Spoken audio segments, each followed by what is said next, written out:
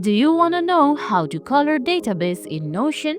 Then this video is for you. Hey guys, welcome back to our channel app tutorial. On today's video, I'm going to show you how to do it in very few steps. Well, let's get started.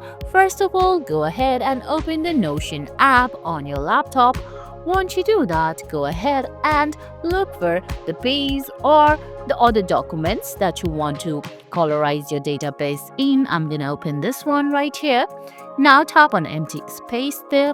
Once you do that, go ahead and type in this bracket and tap on space. Once you do that, type in with me COLORIZED. Now go ahead and select this dotted menu, from where you're gonna have to tap on color, then select the text. Once you do that, go ahead and look for the dotted menu again beside the database, then drag it into the colorized.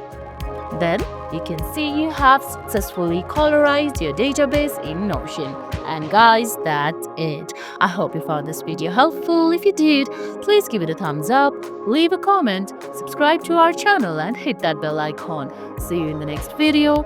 Thanks for watching.